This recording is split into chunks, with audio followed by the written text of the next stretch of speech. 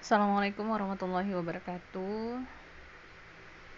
Oke, hari ini kita membahas mengenai masyarakat dan pendidikan dalam pandangan Islam. Ya, adapun referensi utama yang saya gunakan adalah buku Sosiologi Pendidikan Islam karya Profesor Dr. Haji Abudin Nata MA. Oke, baik. Kita bisa lihat ya dari gambar yang ada di slide ini bahwasanya keluarga, sekolah, dan masyarakat itu memiliki hubungan yang sangat erat ya. Jadi seperti yang kita ketahui, tiga pilar pendidikan ya, bagi seseorang itu ada tiga. Yang pertama itu keluarga, kemudian sekolah, kemudian masyarakat. Pendidikan itu bisa kita peroleh di dalam keluarga, sekolah, juga masyarakat. Oke, sebelum kita ke slide berikutnya, kita perlu mengetahui dulu apa itu masyarakat ya. Jadi masyarakat sendiri itu memiliki pengertian bermacam-macam ya. Kalau yang dikemukakan oleh Astrid S. Susanto, masyarakat itu adalah suatu kesatuan yang didasarkan pada ikatan-ikatan yang sudah teratur dan boleh dikatakan stabil. Kemudian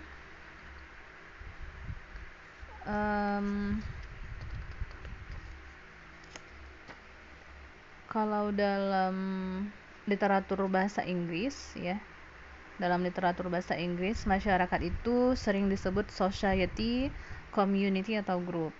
Tapi kalau dalam Islam, kita akan menjumpai istilah su'ub, qabail, jamaah, umat, dan lain sebagainya. Semua istilah-istilah itu pada dasarnya menunjukkan pada makna kelompok sosial. Oke, dalam kajian sosiologi ya, Anderson dan Parker yang dikutip oleh Astrid S. Susanto, dikatakan bahwasanya ciri-ciri masyarakat itu adalah adanya sejumlah orang, kemudian yang tinggal dalam suatu daerah tertentu, mengadakan ataupun mempunyai hubungan satu sama lain yang tetap atau teratur, dan sebagai akibat hubungan ini membentuk suatu sistem hubungan antar manusia. Mereka terikat karena memiliki kepentingan bersama, mempunyai tujuan bersama dan bekerja sama, mengadakan ikatan, kesatuan berdasarkan unsur-unsur sebelumnya, dan lain sebagainya. Oke, tapi kalau Ferdinand Tonis ya, yang dikutip oleh Astrid juga ya, masyarakat itu dibagi dalam beberapa bentuk. Yang pertama itu Gemeinschaft, yaitu masyarakat yang lebih spontan, sedangkan Gesellschaft itu masyarakat yang pembentukannya didasarkan pada perhitungan manusia. Tapi kalau Emile Durkheim ya, berpendapat kalau Gemeinschaft ini adalah lebih banyak berbentuk masyarakat yang lebih sederhana karena dia terikat berdasarkan ekologis, biologis, dan geografis. Tapi kalau masyarakat modern cenderung untuk menjadi masyarakat yang berbentuk Gesellschaft karena bentuk masyarakat ini terbentuk dari pikiran manusia yang sadar akan interdependensi ya, kemudian berdasarkan pemikiran pemenuhan kebutuhan. Oke. Kalau Umar Muhammad Al-Taumi Al-Syaibani mengatakan bahwasanya masyarakat itu adalah tempat di mana individu dan kelompok berinteraksi menjalin hubungan sesamanya. Oke, di sana ada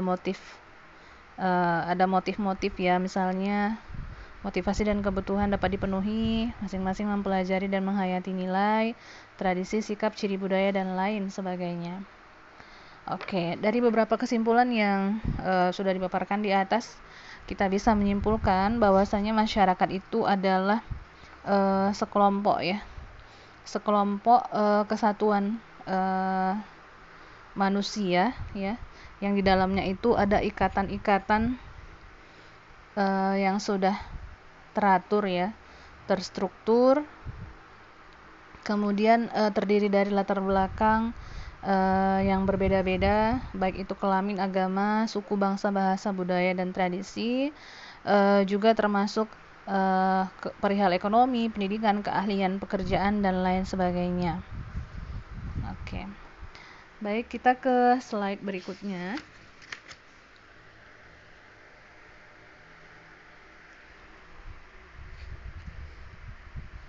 Oke, kita ini mulai bicara tentang hubungan masyarakat dan pendidikan.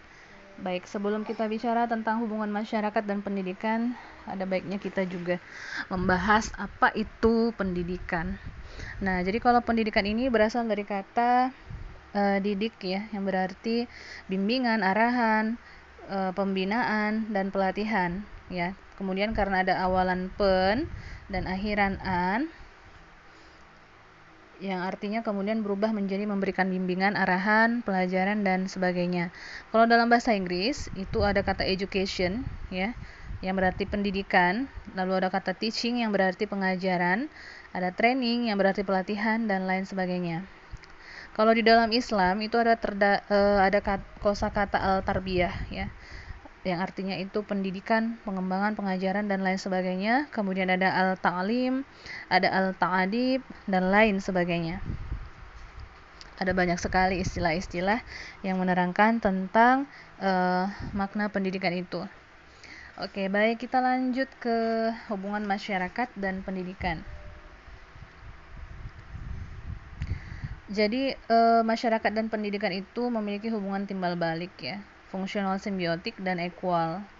Jadi saling mempengaruhi dan saling mempengaruhi. Maksudnya masyarakat mempengaruhi pendidikan dan pendidikan mempengaruhi masyarakat.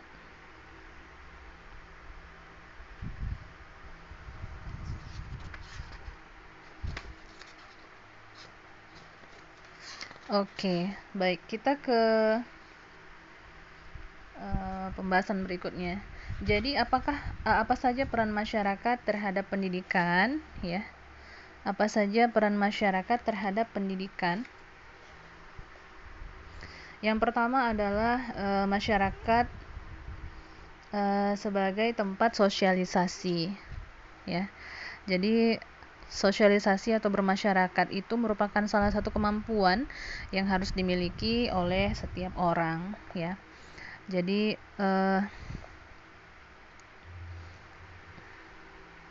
masyarakat ini menjadi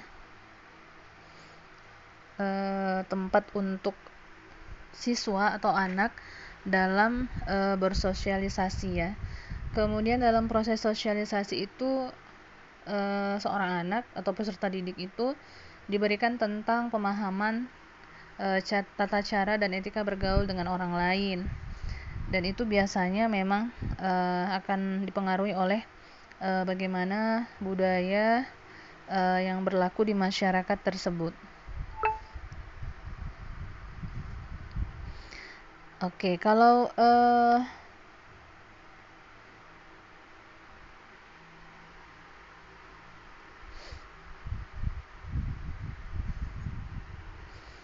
kalau dalam pelajaran ya, itu biasanya kalau untuk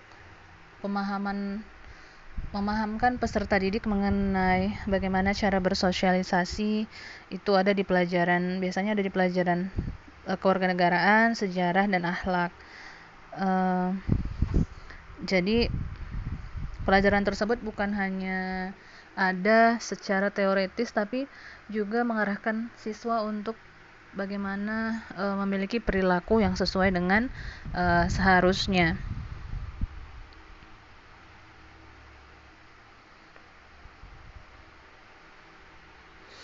Oke, kemudian dalil untuk poin pertama ini ya, masyarakat sebagai tempat sosialisasi, itu ada di surah Al-Hujurat ayat 13. Oke, next, masyarakat sebagai kontrol sosial. Jadi masyarakat ini dalam kaitannya dengan pendidikan, masyarakat merupakan kontrol sosial ya. Jadi karena di dalam masyarakat itu ya terdapat berbagai macam suku, budaya, adat, nilai-nilai agama ya. Maka dalam hal ini akan ada banyak sekali tantangan-tantangan tersendiri yang dihadapi. Misalnya saja masyarakat ya sebagai kontrol sosial ini pada akhirnya nanti tugasnya itu adalah mengawasi, memantau dan mencegah orang lain dari perbuatan menyimpang. Begitu. Maka dalam hubungannya dengan pendidikan ya, masyarakat memiliki peran untuk ikut mengawasi, memantau dan mencegah para pelajar dari kemungkinan melakukan berbagai perbuatan yang merugikan masyarakat ya. Ada banyak sekali ya yang bisa kita kontrol, yang harus kita cegah dari anak atau peserta didik kita di masyarakat. Maka tugasnya masyarakat adalah mengawasi, memantau agar tidak terjadi hal-hal yang tidak diinginkan di masyarakat. Hal ini ditekankan juga di dalam surah Ali Imran ayat 104 ya, dan hendaknya ada di antara kaum umat yang menyuruh kepada kebaikan dan mencegah kemungkaran. Artinya kita sebagai masyarakat yang berperan sebagai kontrol sosial harus ikut aktif menjaga lingkungan kita ya, lingkungan terdekat kita terutama dari hal-hal yang tidak kita inginkan. Kemudian yang ketiga adalah masyarakat sebagai pelestari budaya. Budaya itu adalah nilai-nilai ajaran, aturan atau norma yang tumbuh, hidup dan berkembang di masyarakat dan digunakan oleh mereka sebagai acuan, pedoman dan cognitive framework atau cara pandang yang membingkai pola pikir, pandangan, sikap dan perbuatan. Oke. Jadi budaya itu adalah sesuatu yang bersifat batin, jiwa, konsep dan roh yang mempengaruhi sesuatu dan sekaligus membedakan antara yang satu dan yang lainnya. Dalam hal ini budaya di Indonesia ada cukup banyak dan itu berbeda satu sama lainnya. Ya.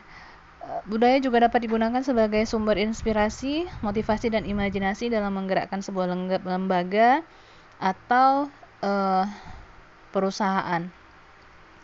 Jadi dalam hal ini ya tugas masyarakat adalah sebagai pelestari budaya, di mana di dalam kebudayaan itu ada banyak sekali ya nilai-nilai pendidikan yang harus dipertahankan dan dibudayakan. Oke. Misalnya saja pada masyarakat agraris ya. Kalau masyarakat agraris misalnya peserta didik bisa melakukan berbagai kegiatan dalam sektor pertanian. Misalnya mereka diberikan pengalaman mengenal bibit tanaman yang unggul, bagaimana cara memproses pembibitan tanaman, cara merawat dan memelihara tanaman dari hama dan lain sebagainya. Oke. Kemudian masyarakat sebagai tempat belajar.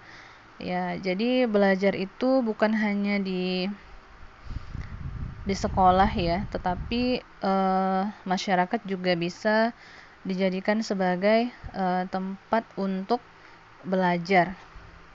Dalam kaitannya nanti kita akan mengenal istilah pendidikan non formal ya, pendidikan non formal. Nah, kalau dulu mungkin kita mengenal pendidikan itu orang bisa mendapatkan pendidikan itu hanya di lembaga pendidikan atau tempat lain ya. Padahal sebenarnya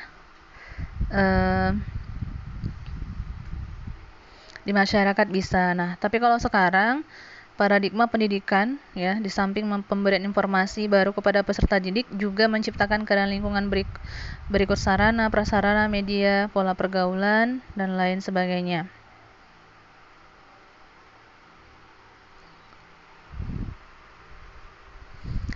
Artinya di dalam masyarakat itu peserta didik bisa belajar banyak hal ya.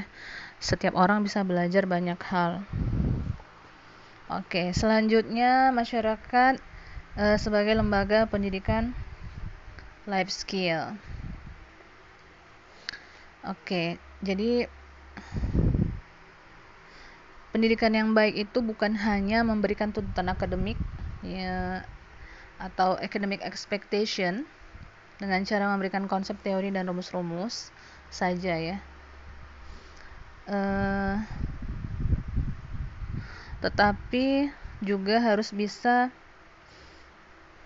memberikan tuntutan masyarakat dengan cara memberikan keterampilan untuk hidup atau life skill yang kita kenal ya. Entah itu mental psikologis ataupun yang bersifat praktis vocational. Kalau yang mental psikologis itu misalnya menumbuhkan sikap mental entrepreneurship, kewirausahaan, sikap berani mengambil inisiatif, menanggung risiko. Sedangkan yang praktis vocational itu contohnya misalnya keterampilan bekerja yang disesuaikan dengan bakat, motivasi, kecenderungan, dan lain sebagainya. Misalnya keterampilan mengoperasikan komputer, menulis, ya, merias pengantin, pembuatan obatan tradisional, dan lain sebagainya. Jadi dalam hal ini masyarakat memiliki peranan yang amat besar ya dalam proses pendidikan, dalam arti yang seluas-luasnya, terutama dalam pendidikan non formal seperti yang saya katakan sebelumnya, terutama lagi dalam hal kebutuhan life skill peserta didik. Oke, kemudian apa sih peran pendidikan terhadap masyarakat? Kalau tadi peran masyarakat terhadap pendidikan, maka ini peran pendidikan terhadap masyarakat. Itu ada 5. Yang pertama adalah sebagai sumber ilmu pengetahuan dan keterampilan, ya. Jadi tentu saja pendidikan itu merupakan sumber ilmu pengetahuan dan keterampilan, ya. Di lembaga pendidikan kan itu ada berbagai macam disiplin ilmu dan keterampilan yang diajarkan kepada siswa, ya. Jadi sudah tidak bisa dipungkiri bahwasanya memang pendidikan itu merupakan sumber ilmu pengetahuan dan keterampilan. Kemudian pendidikan sebagai pencetak ilmuwan, ya. Jadi kalau kita bicara ilmuwan atau ulama, berarti adalah orang yang memiliki otoritas dalam memberikan analisis dan penjelasan dari sebuah fenomena yang terdapat di dalam masyarakat. Ya, ilmuwan atau ulama ini lahir dari proses pendidikan ya. Artinya kalau kita bicara sebutan ilmuwan atau ulama ini tidak ada begitu saja, tetapi memang mereka sudah melalui proses pendidikan terlebih dahulu. Oke. Kemudian pendidikan sebagai agen perubahan sosial, ya. Jadi ini juga ya. Jadi pendidikan itu memang adalah dari proses pendidikan yang dilakukan juga lah lahir agen-agen perubahan sosial ya, melalui ilmu pengetahuan dan keterampilan ya dari para ulama dan ilmuwan tadi. Kemudian mereka terjun ke masyarakat, dari proses ini maka nanti akan lahir akan tercipta perubahan-perubahan sosial yang menuju ke arah yang lebih baik. Kemudian pendidikan sebagai pencetak tenaga kerja. Oke, kita bisa lihat pada zaman sekarang ini ya. Jadi walau tidak bisa dipungkiri pendidikan itu memang menjadi salah satu penentu bagaimana kualitas tenaga kerja. Kualitas tenaga kerja kita di masyarakat.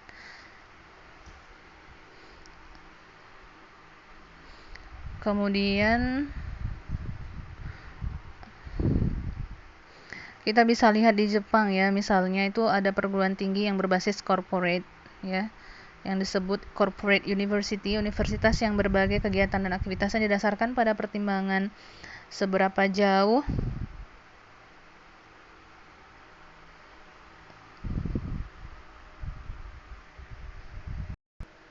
Oke, kita bisa lihat di Jepang ya, itu ada perguruan tinggi tadi ya. Jadi mereka kegiatannya dan aktivitasnya itu didasarkan pada pertimbangan tentang seberapa jauh universitas tersebut memberikan sumbangan bagi perusahaan. Jadi perusahaan itu sendiri senantiasa memberikan bantuan bagi kemajuan lembaga pendidikan itu. Oke, kemudian pendidikan sebagai pengawas masyarakat.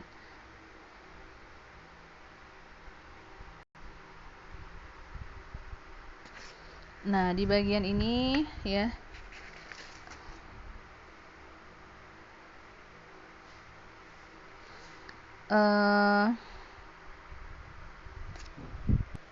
Oke, saya ulangi, pendidikan sebagai pengawas masyarakat maksudnya dalam proses pendidikan secara tidak langsung kita sudah melahirkan orang-orang yang memiliki kompetensi dalam berbagai bidang. Nah, nantinya orang-orang ini akan menjadi para ahli ya yang selanjutnya menjadi pengawas dalam berbagai pekerjaan yang dilakukan masyarakat.